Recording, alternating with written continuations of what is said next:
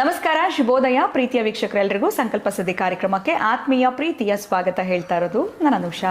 So first time channel ವೀಕ್ಷಿಸ್ತಿದ್ದೀರಾ ಅಂದ್ರೆ ಈಗಲೇ ಚಾನಲ್ನ ಸಬ್ಸ್ಕ್ರೈಬ್ ಮಾಡಿ, ನಮ್ಮ ವಿಡಿಯೋಸ್ನ ಲೈಕ್ ಮಾಡಿ. ಇನ್ನು ಎಂದಿನಂತೆ ಕಾರ್ಯಕ್ರಮದಲ್ಲಿ ನಮ್ಮ ಜೊತೆಲಿದ್ದಾರೆ ಸ್ಪಿರಿಚುವಲ್ ಗುರು ಡಾಕ್ಟರ್ ವಿಷ್ಣುದತ್ತ ಗುರುಜಿಯವರು. ಗುರುಗಳನ್ನ ಕಾರ್ಯಕ್ರಮಕ್ಕೆ ಬರಮಾಡ್ಕೊಳ್ಳೋಣ. ನಮಸ್ತೆ ಗುರುಗಳೇ, ಕಾರ್ಯಕ್ರಮಕ್ಕೆ ಭಕ್ತಿಯ ಸ್ವಾಗತ. ಗುರುಗಳೇ, ಮೊನ್ನೆ ಒಂದು ವಿಡಿಯೋನಲ್ಲಿ ಯಾವ ರಾಶಿಯವರಿಗೆ ಅನುಕೂಲಗಳಿರುತ್ತೆ, ಯಾವ ದಿನಾನ ಆಯ್ಕೆ ಮಾಡಿಕೊಂಡ್ರೆ ಅವ್ರ ಕೆಲಸ ಕಾರ್ಯಗಳಲ್ಲಿ ಅನ್ನೋದ್ರ ಬಗ್ಗೆ ಕೇಳಿದ್ದೆ. ಕೆಲವೊಂದು ರಾಶಿಗಳಿಗೆ ಮಾತ್ರ ತಿಳಿಸಿದ್ರಿ, ಇನ್ನುಳಿದ ರಾಶಿಗಳಿಗೆ ತಿಳಿಸಿರಲಿಲ್ಲ. ಉದಾಹರಣೆಗೆ ಮೇಷ ರಾಶಿಯವರಿಗೆ ನೀವು ಹೇಳಿದ್ರಿ ಸಿಂಹ, ಧನುಸ್ಸು, ಕರ್ಕಾಟಕ, ಮೀನ, ವೃಶ್ಚಿಕ ರಾಶಿ ಫ್ರೆಂಡ್ಲಿ ಆಗಿರುತ್ತೆ, ಅದರ ಜೊತೆಯಲ್ಲಿ ಅವರು ಭಾನುವಾರ ಮತ್ತು ಮಂಗಳವಾರ, ಗುರುವಾರ ಆಯ್ಕೆ ಮಾಡ್ಕೊಳ್ಬೇಕು ಅಂತ. ಇನ್ನುಳಿದ ರಾಶಿಗಳ ಕುರಿತಾಗಿ ಕೂಡ ತಿಳಿಸ್ಕೊಡಿದ್ರು. ಓಂ ವಿಶ್ವಸ್ಮೈ ನಮಃ. ಪ್ರೀತಿಯ ಬಂಧುಗಳೇ, ಇನ್ನು ಉಳಿದದ್ದು ಅಂದರೆ ಮತ್ತು ಆ ರಾಶಿ ಉಳ್ಕೊಂಡಿರುತ್ತೆ. ಆ ವೃಷಭ ರಾಶಿ, ಮಿಥುನ ರಾಶಿ, ಕನ್ಯಾ ರಾಶಿ, ಮಕರ ರಾಶಿ, ಕುಂಭ ರಾಶಿ. ಇನ್ಯಾವುದು ಬಹುಶಃ ಕರ್ಕಾಟಕ, ಅದು ಈ ಕಡೆಗೆ ಆ ಕಡೆಗೂ ಬ್ಯಾಲೆನ್ಸ್ ಮಾಡುತ್ತೆ. ಒರಿಜಿನಲ್ ಆಗಿ ಇದು ಕರೆಕ್ಟ್ ಆಗಿರತಕ್ಕಂಥದ್ದು. ಹೀಗೆ ಋಷಭ, ಮಿಥುನ ಇವೆರಡು, ಕನ್ಯಾ, ತುಲಾ, ಮಕರ, ಕುಂಭ ಈ ರಾಶಿಗಳಿಗೆ ಸಂಬಂಧಪಡ್ತಕ್ಕಂತಹ ದಿನಗಳು ಅಂತಂದರೆ ನೋಡಿ, ನೀವು ದಿನಗಳನ್ನು ಚೆನ್ನಾಗಿ, ಆಮೇಲೆ ಮನುಷ್ಯ ಅನ್ನೋನು ಏನೇನು ಪಡೆದುಕೊಂಡು ಬಂದಿದ್ದಾನೋ ಅದೆಲ್ಲ ಕೂಡ ನಡೆಯುವಂಥದ್ದು. ಆದರೆ ನಾವು ಸ್ವಲ್ಪ ಒಂದಷ್ಟು ಎಚ್ಚರಿಕೆಯನ್ನು ವಹಿಸಿ ಹೆಜ್ಜೆ ಇಡು ಅಂತ ಹೇಳ್ತೀನಿ. ಈಗ ನೀವು ಒಂದು ಡ್ರೈವಿಂಗ್ ಮಾಡುವಾಗ ಎಷ್ಟು ಕೇರ್ ತೊಗೊಳ್ತೀರಿ ಹೇಳಿ? 2 ಕಾಲುಗಳ ಕೆಲಸ ಮಾಡಬೇಕು, 2 ಕೈ ಕೆಲಸ ಮಾಡಬೇಕು, ನಿಮ್ಮ ಮನಸ್ಸು ಇನ್ನೂ ಚೆನ್ನಾಗಿ ಕೆಲಸ ಮಾಡಬೇಕು, ಅದಕ್ಕಿಂತ ಚೆನ್ನಾಗಿ ಕಣ್ಣು ಕೆಲಸ ಮಾಡಬೇಕು. ಎಷ್ಟು ನಮ್ಮ ಬಾಡಿನ ಪ್ರತಿ ಪಾರ್ಟು ಎಷ್ಟು ಗಮನಿಸುತ್ತೆ ನೋಡಿ. ಅವನು ಸ್ವಲ್ಪ ಏನಾದ್ರು 1 ಸೆಕೆಂಡ್ ಏನಾದರೂ ಒಂದು ಚೂರು ಗಮನ ಬೇರೆ ಕಡೆ ಹೋದರೆ ಎಲ್ಲರೂ ಬೇರೆ ಕಡೆ ಇದೆ. ಹಾಗೆ ಈ ಜೀವನದ ಪ್ರಯಾಣದಲ್ಲಿ ಎಲ್ಲವೂ ಮುಖ್ಯವೇ. ಅದಕ್ಕಾಗಿ ಈ ರಾಶಿಗಳವರೆಗೆ ಬಹಳ ಮುಖ್ಯವಾಗಿರುವಂಥದ್ದು, ಪ್ರಧಾನವಾಗಿ ಬರತಕ್ಕಂತಹದ್ದು ಬುಧವಾರ, ಶುಕ್ರವಾರ, ಶನಿವಾರ. ಈ ರಾಶಿಗಳು ಅದ್ಭುತ.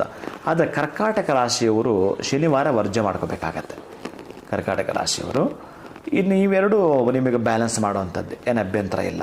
ಹಾಗಾಗಿ ಪ್ರಧಾನವಾಗಿ ಬರತಕ್ಕಂಥದ್ದು ಬುಧವಾರ, ಶುಕ್ರವಾರ, ಶನಿವಾರ ಮಧ್ಯಮ ಫಲ ಯಾವುದಾದ್ರೂ ಕೆಲಸಕ್ಕೆ ಈ ರಾಶಿನವರು ಈ ದಿನಗಳನ್ನು ಆಯ್ಕೆ ಮಾಡಿಕೊಡ್ತಕ್ಕಂಥದ್ದು. ಅದೇ ಈ ವೃಷಭ ರಾಶಿಗೆ ಸಂಬಂಧಪಡತಕ್ಕಂಥವರು ಭಾನುವಾರ, ವೃಷಭ ರಾಶಿಯಲ್ಲಿ ಕರೆಕ್ಟಾಗಿ ನಿಮ್ಮ ಜಾತಕ ಪ್ರಕಾರ ನೀವು ಒರಿಜಿನಲ್ ಆಗಿರ್ತಕ್ಕಂಥ ರಾಶಿನೇ ಮಾತಾಡ್ತಾ ಇದ್ದೀರಿ ಅಂತಂದರೆ, ಲಗ್ನಕ್ಕೂ ಆಗಿರ್ಬೋದು ಅಥವಾ ರಾಶಿ ಕೂಡ ಆಗಿರ್ಬೋದು.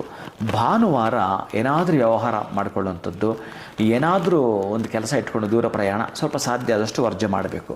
ಇಲ್ಲ ಗುರುಗಳೇ, ನಾನು ಸಖತ್ತಾಗಿ ಭಾನುವಾರನ ಬೆಳೆದಿದ್ದು, ಎಲ್ಲ ರೀತಿಯಲ್ಲಿ ಭಾನುವಾರನ ನಾನು ಕೆಲಸಗಳೆಲ್ಲ ಆಗಿದೆ ಅಂತಂದರೆ ಅವ್ರದ್ದು ಬೇರೆ. ಇನ್ಯಾವುದೋ ಕೆಲವೊಂದು ಯೋಗಗಳು ಆ್ಯಡ್ ಆಗಿರುತ್ತಲ್ಲ, ರ್ಯಾಂಡಮ್ ಆಗಿ ರಾಶಿಗಳ ತೆಗೆದುಕೊಂಡಾಗ ಯೋಗಗಳನ್ನು ಗಮನಿಸದೆ ಮಾಡುವಂಥವರಿಗೆ ರಾಶಿ ಮಾತ್ರ ನೆನಪಿಟ್ಕೊಂಡಿರ್ತಾರೆ. ಕೆಲವರು ಯಾರೋ ಹೇಳಿರ್ತಾರೆ ನೀನು ರಾಶಿ ಇದು ಅಂತ, ಪಾಪ ಜಾತಕ ಗೊತ್ತಿರಲ್ಲ, ಯಾವುದೋ ಒಂದು ಹೆಸರ ಮೇಲೆ ಅವರಿಗೆ ವೆಂಕಟೇಶ್ ಅಂತ ಹೇಳ್ಬಿಡ್ತಾರೆ ಪಾಪ. ಆ ತರಹದಂತ ಮನಸ್ಸಲ್ಲಿ ಇಟ್ಕೊಳ್ಳೋವಾಗ ಏನು ಮಾಡ್ತಾನೆ ಅಂತಂದರೆ, ಜಾತಕ ಏನು ಗೊತ್ತಿಲ್ಲ, ಯಾರೋ ಹೇಳಿದ್ದು ವೆಂಕಟೇಶ್ ಅಂದರೆ ಇನ್ನೊಂದು ಋಷಭರಾಶಿ ಕಣೆ ಅಂತ ಹೇಳಿಬಿಟ್ರು, ಅದನ್ನೇ ಮನಸ್ಸಲ್ಲಿ ಇಟ್ಕೊಂಡು ಆತ ಇದನ್ನು ಅಪ್ಲೈ ಮಾಡ್ಕೊಳ್ಬೇಕು. ಭಾನುವಾರ ಅಷ್ಟು ಸಮಂಜಸವಲ್ಲ. ಹೀಗೆ ಪ್ರತಿಯೊಬ್ಬರಿಗೂ ಆಯಾ ದಿನಗಳಂಥದ್ದು ಬಂದೇ ಬರ್ತವೆ. ಇನ್ನು ಉಳಿದಿದೆಯಲ್ಲ ಅದು ಕಾರಣೀಭೂತ, ಕೆಲವು ನಡ್ಕೊಂಡು ಹೋಗ್ತಾನೆ ಇರ್ತವೆ. ಈಗ ನೋಡಿ, ಇಲ್ಲಿ ಕೃಷ್ಣ ಅನ್ನುವವ ಈ ಭೂಮಿಗೆ ಬಂದ ಮೇಲೆ ಆತನಿಗೆ ರೂಲ್ ಅಪ್ಲೈ ಆಗುತ್ತೆ. ರಾಮ ಅನ್ನುವವ ಈ ಭೂಮಿಗೆ ಬಂದು ಅವತಾರ ಮಾಡಿದ ಮೇಲೆ ಆತನಿಗೆ ಕಂಡೀಷನ್ ಅಪ್ಲೈ ಆಗುತ್ತೆ. ನೀವು ಒಂದು ವೆಹಿಕಲ್ ತಗೊಳ್ಬೇಕಾದ್ರೆ ನೋಡಿ, ಅಲ್ಲಿ ಏನು ಹಾಕಿರ್ತಾನೆ, ಇಷ್ಟು ಅಂತೇನೋ RS ದುಡ್ಡು ಅಂತ ಹಾಕಿರ್ತಾನೆ, ಮೇಲೆ ಸ್ಟಾರ್ ಹಾಕಿರ್ತಾನೆ. ಅದರ ಅರ್ಥ ಏನು? ಕಂಡೀಷನ್ ಅಪ್ಲೈ ಅಂತ. ಕಂಡೀಷನ್ಸ್ ನೀವೇನು ನಮಗೆ ಖುಷಿಯಾಗಿ ಇಷ್ಟಕ್ಕೆ ಸಿಗುತ್ತೆ ಅಂತ ಓಡೋಗ್ತೀರಿ, ಮೇಲೆ ಸ್ಟಾರ್ ಹಾಕಿರ್ತಾನೆ, ಅಷ್ಟಕ್ಕೆ ಸಿಗಲ್ಲ, ಸಿಗುತ್ತೆ ಅಷ್ಟಕ್ಕೆ, ಅದು ಒಳಗಡೆ ಇಷ್ಟಿದ್ದಾವೆ ಕಂಡೀಷನ್ಗಳು, ಅದಕ್ಕೆ ಒಪ್ಕೊಂಡ್ರೆ ಸಿಗ್ತವೆ. ಅದಕ್ಕೆ ರಾಮ ಬಂದರು, ಕೃಷ್ಣ ಬಂದರು, ಯಾರೋ ಮಾತಾಡ್ತಾರೆ, ರಾಮನದ್ದು ಒಂದೇ ನಕ್ಷತ್ರ, ರಾವಣದ್ದು ಒಂದೇ ನಕ್ಷತ್ರ ಅಂತ ಮಾತಾಡ್ಬಿಟ್ಟು ಜಂಪ್ ಮಾಡ್ತಾರೆ. ಅವ್ರೇನು ಗೊತ್ತಾ, ಅವರೊಂದು ರೀತಿಯ ಅವಧೂತರಿಗೆ ಸಂಬಂಧಪಡ್ತಕ್ಕಂಥವ್ರು. ಇನ್ನು ಪೂರ್ಣವಾಗಿ ಇದನ್ನೆಲ್ಲ ಹೇಳ್ಕೊಂಡು ಕೂತ್ಕೊಳ್ಳೋದೇ ಸ್ಕಿಪ್ ಮಾಡಿ ಮುಂದಕ್ಕೆ ಹೋಗ್ತಾರೆ ಅವರೆಲ್ಲ ಅಷ್ಟೇ. ಅವರು ತಪಸ್ಸು ಶಕ್ತಿ ಪಡ್ಕೊಂಡು ಎಲ್ಲ ಕಡೆ ಅಪ್ಲೈ ಎಲ್ಲವೂ ಆಗಲ್ಲ, ಯಾರದ್ದು ಆಗಲ್ಲ, ಭಗವಂತನದ್ದೇ ಅಪ್ಲೈ ಆಗಲ್ಲ ಕೆಲವೊಂದು ಬಾರಿ. ಯಾಕೆ ಅದನ್ನ ಹೇಳ್ತೀನಿ ಅಂತಂದರೆ, ಈ ಭೂಮಿ ಮೇಲೆ ಅವತಾರ ಮಾಡೋದಕ್ಕೆ ನಾನು ಇದೊಂದು ಹೇಳಬೇಕು ನಿಮಗೆ. ಕೃಷ್ಣ ಅನ್ನುವವ ಯಾರಿಗೋ ಹುಟ್ಟಿದ, ಎಲ್ಲೋ ಹುಟ್ಟಿದ, ಭಗವಂತ ಅಲ್ವ ಅವನು? ಮೊದಲೇ ಅದನ್ನು ನಿಗದಿ ಆಗಿರಲ್ವಾ? ಭೂಮಿಗೆ ಬರಬೇಕಾದ್ರೆ ರೂಲ್ ಇದು. ಅದಕ್ಕಾಗಿ ಕೃಷ್ಣ ಅನ್ನುವವನು ಎಲ್ಲೋ ಹುಟ್ಟಿದ, ಯಾವುದೋ ತಾಯಿ ಹೊಟ್ಟೆಯಿಂದ ಜನಿಸ್ದ, ಇನ್ಯಾವುದೋ ತಾಯಿ ಅವನನ್ನು ಸಾಕಿ ಸಲಹಿದ್ದು, ಇನ್ನೆಲ್ಲೋ ಅವನು ಬೆಳೆದದ್ದು. ಈ ಪದ್ಧತಿಯಲ್ಲಿ ಬೆಳೆದು ಪಾಪ ಅವನು 16 ವರ್ಷದ ಒಳಗಡೆ ಈ ಮಕ್ಕಳ ಜೊತೆ ಅವ್ರ ಜೊತೆ ಇವ್ರ ಜೊತೆ ಇದ್ದುಕೊಂಡು ಆಮೇಲೆ ಅವನು ಸಾಂದೀಪಿನಿಗಳ ಹತ್ರ ಹೊರಟೋದ. ಅವನು ಪ್ರೌಢಾವಸ್ಥೆಯನ್ನು ಹಾಲಿ ಕಳೆದ. ಒಟ್ಟಾರೆಯಾಗಿ ಎಲ್ಲೆಲ್ಲೋ ಹುಟ್ಟಿ ಆಮೇಲೆ ಪಾಪ ಅವನು 8 ವರ್ಷ ಇದ್ದಾಗಲೇ ಆ ಪೂತನೆಯಿಂದ ವಿಷದ ಹಾಲು ಉಂಡ. ವಿಷದ ಹಾಲನ್ನು ಅವನು ಸುತ್ತಲಾಕೆ. ಅದರ ಜೊತೆಗೆ ಅವನ ಮಾವ ಅನ್ನುವವ ಅವನನ್ನು ಸಂಹಾರ ಮಾಡೋಕ್ಕೆ ಕಾಯ್ತಾ ಇದ್ದ. ನಿಮಗಂತ ಇದಿಲ್ವಲ್ಲ, ನಿಮ್ಮ ಸೋದರ ಮಾವ ನಿಮ್ಮ ಮನೇನ ಸಂಹಾರ ಮಾಡೋಕ್ಕೆ ಕಾಯಿಲಿಲ್ವಲ್ಲ, ನೀವು ಎಷ್ಟು ಪುಣ್ಯವಂತರಲ್ವ ನೋಡಿ. ಕೃಷ್ಣನವನು ಎಷ್ಟು ಆಪತ್ತುಗಳು ವಿಪತ್ತುಗಳ ಜೊತೆಗೆ ಹುಟ್ಟಿದ್ದಾನೆ ನೋಡಿ, ಎಷ್ಟು ನೋವುಂಡಿದ್ದಾನೆ ನೋಡಿ. ಆಮೇಲೆ ಕೃಷ್ಣನಿಗೆ 16,000 ಕತೆ. ಆಮೇಲೆ ಒರಿಜಿನಲ್ಲಾಗಿ ಹೇಳ್ತಕ್ಕಂಥದ್ದು 8 ಜನ ಮಡದಿಯರು. ಆ 8 ಜನ ಮಡದಿಯರು ಕೃಷ್ಣ ಅನ್ನುವ ಭಗವಂತ ಅನ್ನೋನೇ. ಆದರೆ ಸತ್ತು ಹೋದಾಗ ಈ 8 ಜನ ಮಡದಿಯರು ಒಬ್ಬರೂ ಇಲ್ಲ. ಆ 8 ಜನಕ್ಕೆ ಇಬ್ಬರು ಮಕ್ಕಳು, 16 ಮಕ್ಕಳು, ಒಬ್ಬರೂ ಬರಲಿಲ್ಲ. ಭಗವಂತ ಅನ್ನಿಸ್ಕೊಂಡವ, ಜಗದ್ಗುರು ಅನ್ನಿಸಿಕೊಂಡವ, ಇಡೀ ಜಗತ್ತಿನ ಒಡೆಯ ಅನ್ನಿಸಿಕೊಂಡವ, ಬ್ರಹ್ಮಾಂಡದ ಶಕ್ತಿ ಅನ್ನಿಸಿಕೊಂಡವ, ನಮ್ಮ ಭಾಷೆಯಲ್ಲಿ ಹೇಳೋದಾದರೆ ಅನಾಥ ಶವ. ಅನಾಥ ಶವ ಕೃಷ್ಣ. 1 ದಿನ 2 ದಿನಕ್ಕೆ ತೆಗಿತೀವಿ ನಾವು.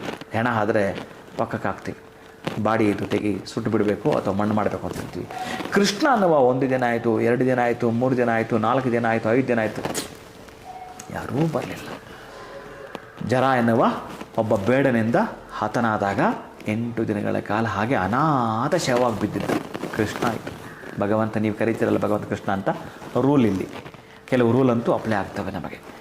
ಇದು ಪೂರ್ಣಷ್ಟು ದೊಡ್ಡ ಕಥೆ ಇದೆ. ನಾನು 5 ಗಂಟೆ ರಾತ್ರಿಯಲ್ಲಿ ಇದನ್ನು ಬರೀತಾ ಪೂರ್ಣವಾಗಿ ಮನಸ್ಸಿಗೆ ಹಾಕ್ಕೊಂಡು ಕೃಷ್ಣನ ಒಂದು ಡೇಟ್ ಆಫ್ ಬರ್ತ್ ತೆಗೆದು ಎಷ್ಟು 5 ವರ್ಷಗಳ ಹಿಂದೆ ನಡೆದದ್ದು ಕತೆ, ಆ ಒಂದು ದಿನ ವಾರ ನಕ್ಷತ್ರ ಎಲ್ಲ ಹುಡುಕ ಮಾಡಿ ಮಾಡಿ ಮಾಡಿ ಬರೆಯುವಾಗ 5 ಗಂಟೆ ರಾತ್ರಿ ನನಗೆ ಗೊತ್ತಿಲ್ಲದ ಕಣ್ಣ ನೀರು ಬಂದುಬಿಟ್ಟು ಪೂರ್ಣವಾಗಿ ನಾನು ಅವತ್ತು 15 ನಿಮಿಷಗಳು ಬಹುಶಃ ನನಗೆ ಅದು ಬರೀತಿರ್ಬೇಕಾದ್ರೆ ನೀರು ಬಂದುಬಿಡ್ತು. ನಾನು ಅದನ್ನೆಲ್ಲ ನಿಮಗೆ ಹೇಳಿಲ್ಲ. ನಾನೊಂದು ಕ್ಲೈಮ್ಯಾಕ್ಸ್ ಲಾಸ್ಟಿಗೆ ಹೇಳ್ತಾ ಇದ್ದೀನಿ. ಭಗವಂತ ಅನ್ನುವವನು ಭೂಮಿಗೆ ಬಂದರೂ ಕರ್ಮಗಳನ್ನು ಅನುಭವಿಸಿ ತೀರಬೇಕು. ಅದು ತುಂಬ ಸ್ವಾದ, ನೀವು ತುಂಬ ಭೋಗ ಅನುಭವಿಸೋದು ಅದು ಕೂಡ ಕರ್ಮವೇ. ತುಂಬ ಕೆಟ್ಟದ್ದು ಬ್ಯಾಡ್, ತುಂಬ ನೋವು ಅದು ಕೂಡ ಕರ್ಮವೇ. ಒಟ್ಟಾರೆ ಎರಡನ್ನು ಕೂಡ ಈ ಭೂಮಿ ಮೇಲೆ ಚೆಲ್ಲಲಾಗಿದೆ, ನಿಮಿತ್ತಗಳಾಗಿ ಚೆಲ್ಲಲಾಗಿದೆ. ಅದನ್ನು ಅನುಭವಿಸುತ್ತಿರಬೇಕು. ನಿನಗೆ ಒಳ್ಳೆಯದು ಬೇಕಾ ಅನುಭವಿಸ್ಬೇಕು, ಕೆಟ್ಟದ್ದು ಕೂಡ ಪಡ್ಕೊಂಬಂದಿದ್ದೀವಿ ಅನುಭವಿಸ್ಬೇಕು. ನಾನು ರಾಶಿಗಳು ಇಲ್ಲಿ ಯಾಕೆ ಇಲ್ಲಿಗೆ ಲಿಂಕ್ ಕೊಟ್ಟೆ ಅಂತಂದರೆ, ಯಾರೋ ಹಿಂಗೆ ಹೇಳಿದ್ರು ಹಂಗೆ ಹೇಳಿದ್ರು, ಅವರು ಗೋಚರ ಆದಷ್ಟು ಅವ್ರು ಹೇಳಿದರು. ಈಗ ನಾನೊಂದು ಇದು ಹೇಳಿದ್ದೆಲ್ಲ ನಿಮಗೆ 20% ನಡಿಬೋದು. ಉಳಿದ ಪೂರ್ಣ ಪ್ರಮಾಣ ಬ್ಲಡ್ ಗ್ರೂಪ್ ತಗೊಂಡಾಗ ನೀವು ಏನು ತೋರ್ತೀರಿ, ಬ್ಲಡ್ ಗ್ರೂಪ್ ತಗೊಂಡಾಗ ನಿಮ್ಗೆ ಏನೇನು ತೊಂದರೆ ಆಗಿದೆ ಎಲ್ಲ ನಮ್ಗೆ ಗೊತ್ತಾಗುತ್ತಲ್ಲ. ಆ ಪದ್ಧತಿಯಲ್ಲೇ ಒಂದು ಮ್ಯಾನ್ಯುವಲ್ ಚೆಕ್ ಮಾಡಿದಾಗ ಪೂರ್ಣ ಪ್ರಮಾಣ ಭಗವಂತ ಅನ್ನುವವನ್ನದು ಇಷ್ಟು ಶಕ್ತಿ ಇದ್ದೂ ಕೂಡ ಭೂಮಿ ಮೇಲೆ ಬಂದರೆ, ನೀವು ಇಲ್ಲಿ ಬಂದಾಗಿದೆ, ನಿಮ್ಮ ರಾಶಿಗಳು ನಿಮ್ಮ ನಕ್ಷತ್ರಗಳು ಇದಕ್ಕೆಲ್ಲ ಒಂದು ಮಾರ್ಗ ಇದೆ ರೀ. ಕರೆಕ್ಟಾಗಿ ಗೊತ್ತಿಲ್ಲ ಗುರುಗಳೇ, ನಾವೇನು ಪಡ್ಕೊಂಡ್ರೆ ನನ್ನ ಬ್ಯಾಡೆಲ್ಲ ಕ್ಲಿಯರ್ ಆಗಬೇಕು ಅಂತಂದರೆ ಈಗ ಒಂದು ನಿಮಗೆ ರೆಮಿಡಿ ಹೇಳಿಬಿಡ್ತೀನಿ. ಇದೇ ದಿನದಲ್ಲೇ ನೀವು ಮಾಡಿಕೊಳ್ಳಿ. ಸಾಧ್ಯ ಆದಷ್ಟು ಇದು ನೀವೆಲ್ಲಿ ಮಾಡಬೇಕು ಅಂತಂದರೆ, ಔದುಂಬರ ವೃಕ್ಷದ ಕೆಳಗಡೆ, ಔದುಂಬರ ವೃಕ್ಷದಂದರೆ ಅತ್ತಿ ಮರ, ಹತ್ತಿ ಕಾಯಿ ಬಿಡುತ್ತಲ್ಲ, ಆ ಔದುಂಬರ ವೃಕ್ಷದ ಕೆಳಗಡೆ ಸಾರಸ್ಬಿಟ್ಟು ಯಾವತ್ತಾದರೂ ಶುಕ್ರವಾರ ಬೆಳಗ್ಗೆ ಇದನ್ನು ಮಾಡಿ ಬಿಡ್ತೀವಿ ಬಂಧುಗಳೇ. ಕರ್ಮಗಳ ಜಾಡ್ಯಾಪ ತೊಳೆದು ಬಿಡುತ್ತೆ ಅದು. ಆ್ಯಕ್ಚುಲಿ ಅಂತಹ ಅದ್ಭುತವಾಗಿರ್ತ ಅನುಭೂತಿನ ಕೊಡ್ತಕ್ಕಂತಹದ್ದು. ಸಗಣಿ ಹಾಕಿ ಸಾರಿಸ್ಬಿಟ್ಟು ಅಷ್ಟದಳದ ರಂಗೋಲಿ ಒಂದು ಹಾಕಿ ನೀವು ಏನು ಮಾಡಬೇಕು ಅಂತಂದರೆ, 27 ನಕ್ಷತ್ರಗಳು, 12 ರಾಶಿಗಳು, 9 ಗ್ರಹಗಳ ಲೆಕ್ಕದಲ್ಲಿ 27 ವಿಳೆದೆಲೆಯನ್ನು ಹಾಕಬೇಕು. ಯಾವುದೋ ಒಂದು ಬಾಳೆ ಎಲೆ ಹಾಕಿ ಆ ಬಾಳೆ ಎಲೆ ಮೇಲೆ 27 ವಿಳೆದೆಲೆಗಳನ್ನು ಕರೆಕ್ಟಾಗಿ ರೌಂಡ್ ಆಕೃತಿಯಲ್ಲಿ ಜೋಡಿಸ್ತಕ್ಕಂತಹದ್ದು. ಇದನ್ನು 12 ರಾಶಿಗಳು ಅಂತಂದರೆ ನೀವೇನು ಮಾಡಬೇಕು ಅಂತಂದರೆ, ಅಲ್ಲಿ ಅಡಿಕೆ ಹಾಕಿ, ಅಭ್ಯಂತರ ಎಷ್ಟಾದರೂ ಅಡಿಕೆ ಹಾಕ್ಕೊಳ್ಳಿ. ಆ 12 ರಾಶಿಗಳಿಗೆ ಸಂಬಂಧಪಡ್ತಕ್ಕಂತಹದ್ದು ಮೇಜರಾಗಿ ನೀವು ಈ ಹೂಗಳನ್ನು ಹಿಡ್ತಾ ಬರ್ತಕ್ಕಂಥದ್ದು, ಪ್ರಧಾನವಾಗಿರ್ತಕ್ಕಂಥದ್ದು. ಬೇರೆ ತರಹದ ವರ್ಣಗಳು ಎಷ್ಟನ್ನ ಇಟ್ಕೊಳ್ಳಿ, ಒಂದೇ ವರ್ಣದ್ದು ಹೂಗಳನ್ನು 12 ಅದರ ಮಧ್ಯದಲ್ಲಿ ಚಿಕ್ಕದಾಗಿ ಜೋಡಿಸ್ತಕ್ಕಂಥದ್ದು. ಅದರ ಮಧ್ಯದಲ್ಲಿ ಸಣ್ಣದೊಂದು ಪ್ಲೇಟ್ ಇರ್ತಕ್ಕಂಥದ್ದು. ಆ ಪ್ಲೇಟು ತಾಮ್ರದ್ದಾಗಿದ್ದರೆ ಬಹಳ ಚೆಂದ. ಇದರಲ್ಲಿ 9 ಬತ್ತಿಗಳು ಹಾಕಬೇಕು. ನೀವು 9 ಬತ್ತಿಗಳು ಸುತ್ತ ಹಾಕಬೇಕು, ತುಪ್ಪ ಹಾಕಬೇಕು, ಹಚ್ಚಬೇಕು. 27 ನಕ್ಷತ್ರಗಳಿಗೆ ಸಂಬಂಧಪಟ್ಟಾಗಿರತಕ್ಕಂತಹದ್ದು ವಿಳೆದೆಲೆ, 12 ರಾಶಿಗಳಿಗೆ ಸಂಬಂಧಪಟ್ಟ 12 ಹೂವುಗಳು, ಒಂದೇ ವರ್ಣದ್ದು 12 ಹೂವು ಜೋಡಿಸ್ತಕ್ಕಂಥದ್ದು. ಬೇರೆ ಬೇರೆ ವರ್ಣದ್ದು ಅಲ್ಲೆಲ್ಲ ಹಾಕ್ಕೊಳ್ಳಿ ನೀವು, ಇನ್ನು ಹೊರಗಡೆ ಎಲ್ಲ ಕೂಡ. ಆದರೆ ಒಳಗಡೆ ಮಾತ್ರ ಜೋಡಿಸ್ತಕ್ಕಂತಹದ್ದನ್ನು ಮಾಡಿ 9 ಬತ್ತಿಗಳು ಹಚ್ಚಿ ನೀವು ತುಪ್ಪ ಹಾಕಿ ದೀಪ ಹಚ್ಚಿಬಿಟ್ಟು ಒಂದೊಂದು ಬತ್ತಿ ಒಂದೊಂದು ದಿಕ್ಕಿಗೆ ಈ ರೀತಿ 9 ದಿಕ್ಕುಗಳು ಒಂದೊಂದು ಬತ್ತಿ ಹಾಕಿ ಹಚ್ಚಿಬಿಟ್ಟು ಬರ್ತೀನಿ ಅಂತಂದರೆ, ಯಾವುದೋ ನೋವು ಹೇಳಿದ್ರಲ್ಲ, ನಮ್ಮದು ಗೊತ್ತಿಲ್ಲದೆ ಒಂದು ಪ್ರಾರಬ್ಧ ನಮ್ಮನ್ನು ಕಾಡೋದಿರುತ್ತಲ್ಲ, ಆಮೇಲೆ ಸಡನ್ನಾಗಿ ಬರುತ್ತಲ್ಲ, ಗೊತ್ತಿಲ್ಲ ನಾಳೆದು ಕೂಡ ಒಂದು ಬಂದ್ಬಿಡೋದು ನಮ್ಮ ಮೇಲೆ, ಯಾವುದೋ ಒಂದು ಕೇಸ್, ಯಾವುದೋ ಒಂದು ಅಪವಾದ, ಯಾವುದೋ ಒಂದು ತಲೆನೋವು, ಇವು ಯಾವುದೂ ಕೂಡ ಬರಬಾರ್ದು. ಮಕ್ಕಳು ನಾಳೆ ಎಲ್ಲೋ ಹೋಗ್ತಾರೆ, ನಾಳೆ ಯಾವುದೋ ಒಂದು ವಾದ ತರ್ತಾರೆ, ಕಾಲೇಜಿಗೆ ಹೋಗಿರೋ ಮಗಳು ಯಾವುದೋ ಒಂದನ್ನು ತಂದು ಬಿಡ್ತಾರೆ. ಅಂತಹ ಆಪತ್ತು ವಿಪತ್ತುಗಳು ಮನೆಯ ಬಳಿ ಸುಳಿಯಬಾರದಂದರೆ ಈ ಪದ್ಧತಿ ನೀವು ಎಲ್ಲಿಯಾದರೂ ಶುಕ್ರವಾರದ ದಿವಸ ನೀವು ಆ ಒಂದು ಅತ್ತಿ ಮರದ ಗಿಡದ ಕೆಳಗಡೆ ಮಾಡ್ತೀನಿ ಅಂತಂದರೆ ಪ್ರೀತಿ ಬಂಧುಗಳೇ 9 ಪ್ರದಕ್ಷಿಣೆ ಆ ಮರಕ್ಕೂ ಪ್ಲಸ್ ಈ ದೀಪಕ್ಕೂ ಸೇರಿಸಿ ಅದೇ ಈ ಧನುರ್ಮಾಸದಲ್ಲಿ ನೀವು ಮಾಡ್ತೀನಿ ಅಂತಂದರೆ ಪರಮಾದ್ಭುತ ಪ್ರೀತಿ ಬಂಧುಗಳು. ಇಷ್ಟನ್ನು ಮಾಡ್ಕೊಳ್ಳಿ. ಈಗ ನಾನು ಹೇಳಿದ್ದು ಈ ರಾಶಿಗಳಲ್ಲಿ ನಿಮಗೇನಾದರೂ ಒಂದು ಸ್ವಲ್ಪ ಡೌಟ್ ಬರುತ್ತೆ, ವ್ಯತ್ಯಾಸ ಬರುತ್ತೆ, ನಂದು ವಾರ ಗೊತ್ತಿಲ್ಲ ಅಥವಾ ನನಗೆ ನನ್ನ ರಾಶಿ ಗೊತ್ತಿಲ್ಲ, ಇವೆಲ್ಲ ಕೆಲವರು ಪಾಪ ಹೇಳ್ತಾರೆ, ನೋಡಿ ನಮ್ಗೆ ಗೊತ್ತಿಲ್ಲ, ರಾಶಿನೇ ಗೊತ್ತಿಲ್ಲ, ಈ ಹೆಸರು ಮಾತ್ರ ಇದು ಅಂತ ಹೇಳ್ತೀರಿ ಪಾಪ. ಅಂಥವರಿಗೆ ಇದು ಹೇಳಿ ಮಾಡಿಸಿದ್ದ ರೆಮಿಡಿ. ಯಾಕೆಂದರೆ ಆಪತ್ತು ವಿಪತ್ತು ಬರದೆ ಸಂಪತ್ತನ್ನು ಪಡೆಯತಕ್ಕಂತಹ ರೆಮಿಡಿ ಪ್ರೀತಿಯ ಬಂಧುಗಳೇ ಇದು. ಖಂಡಿತವಾಗ್ಲೂ ಗುರುಗಳೇ, ಯಾಕಂದರೆ ಕೇಳಿದ್ದು ನಾನು ಜಸ್ಟ್ ದಿನಗಳು, ಬಟ್ ನೀವು ಒಂಥರ ಬೈ 1 get 1 ಫ್ರೀ ಅನ್ನೋ ಥರ ನಮಗೆ ಎರಡೆರಡು ರೆಮಿಡೀಸ್ನ ತಿಳಿಸ್ಕೊಟ್ರಿ. ವಿಶೇಷವಾಗಿ ಈ ಒಂದು ರಾಶಿ ಯಾವುದು ಗೊತ್ತಿಲ್ಲ ಅನ್ನೋಂಥವ್ರು ಅಥವಾ ಯಾವ ವಾರ ಹುಟ್ಟಿದರೆ ಗೊತ್ತಿಲ್ಲ ಅನ್ನೋರು ಹೇಳಿದಂಥ ಕರಡಿನಲ್ಲಿ ಹೇಳಿದಂಥ ಪರಿಹಾರ ಮಾಡ್ಕೊಳ್ಳೋದ್ರಿಂದ ಯಾವುದೇ ರೀತಿಯಾಗಿರುವಂಥ ಅವರು ಕಷ್ಟಗಳು ತೊಂದರೆಗಳಿಗೆ ದಿಢೀರಂತ ಸಿಗಾಕೊಳ್ಳೋಂಥದ್ದಿತ್ತು ಅಂತಂದರೆ ಅದರಿಂದ ಕೂಡ ಅವ್ರು ಹೊರಗಡೆ ಬರೋದಕ್ಕೆ ಸಹಾಯ ಆಗುತ್ತೆ ಅಂತ ಬಹಳ ಅಚ್ಚುಕಟ್ಟಾಗಿ ತಿಳಿಸ್ಕೊಟ್ರಿ. ಇನ್ನು ಕರ್ಮ ಅನ್ನೋಂಥದ್ದು ಯಾರಿಗೂ ಕೂಡ ಬಿಡೋದಿಲ್ಲ, ಅದು ತೀರಿಯೇ ಕಳಿಬೇಕು ಅಂತ ನಮಗೆ ಉದಾಹರಣೆಗಳು ಕೂಡ ಕೊಟ್ರಿ. ಶ್ರೀಕೃಷ್ಣ ಪರಮಾತ್ಮ ಸಾಕು ಅನ್ಕೊಂತೀನಿ. ನಿಜವಾಗ್ಲೂ ಗುರುಗಳೇ, ಅದೆಲ್ಲ ಕೇಳಿದ್ಮೇಲೆ ಒಟ್ಟಿನಲ್ಲಿ ನಾವು ಅದು ಅನುಭವಿಸೇ ಹೋಗ್ಬೇಕು, ಅದು ಹೆಂಗೂ ತಪ್ಪಿಸ್ಕೊಳ್ಳೋದಕ್ಕೆ ಸಾಧ್ಯ ಇಲ್ಲ ಅನ್ನೋದನ್ನ ಪ್ರತಿಯೊಬ್ಬರಿಗೂ ಅದು ಕೆಲವೊಬ್ಬರಿಗೆ ವ್ಯಾಧಿ ರೂಪದಲ್ಲಿ ಬರ್ತವೆ, ಇನ್ನು ಕೆಲವೊಬ್ಬರಿಗೆ ಸಾಲದ ರೂಪದಲ್ಲಿ ಬರ್ತವೆ, ಇನ್ನೊಬ್ಬನಿಗೆ ಕುಂಟನ ರೂಪದಲ್ಲಿ ಬರ್ತವೆ, ಇನ್ನೊಬ್ಬನಿಗೆ ಕುರುಡನ ರೂಪದಲ್ಲಿ ಬರ್ತಾನೆ. ಅಯ್ಯೋ ನಾನೇನು ಕರ್ಮ ಮಾಡಿದ್ನೋ ಕುಂಟ ಕುರುಡ, ಆ ರೂಪದಲ್ಲೇ ಆ ಕರ್ಮವನ್ನು ಅನುಭವಿಸಿಯೇ ತೀರಬೇಕು, ವಿಧಿಯೇ ಇಲ್ಲ.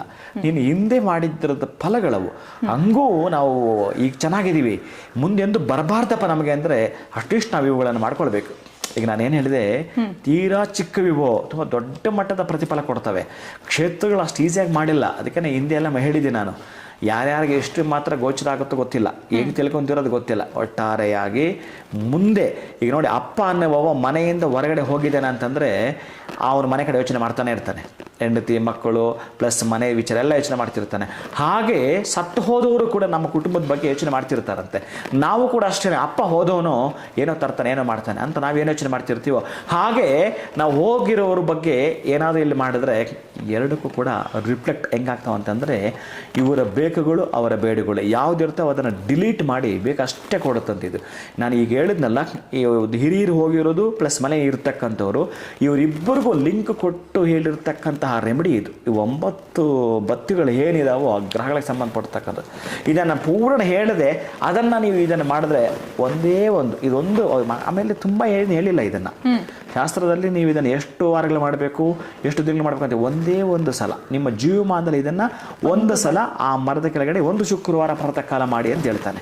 ಇದನ್ನು ಮಾಡಿದರೆ ಬಹುಶಃ ಆಪತ್ತು ವಿಪತ್ತುಗಳಿಗೆ ನೀವು ಪಕ್ಕಕ್ಕಿಟ್ಟು ಸಂಪತ್ತನ್ನು ಬರ್ಮಾಡ್ಕೊಳ್ಬೋದು. ಖಂಡಿತ ಗುರುಗಳಿಗೆ ಇಷ್ಟೆಲ್ಲ ಅದ್ಭುತವಾಗಿರುವಂಥ ವಿಚಾರವನ್ನು ಪ್ರತಿಯೊಬ್ಬರಿಗೂ ಕೂಡ ಬಹಳ ಅಚ್ಚುಕಟ್ಟಾಗಿ ತಿಳಿಸ್ಕೊಟ್ರಿ. ತುಂಬ ಹೃದಯದ ಧನ್ಯವಾದಗಳು ತಮಗೆ. ನಮಸ್ಕಾರ. ಹರೇ ಶ್ರೀನಿವಾಸ.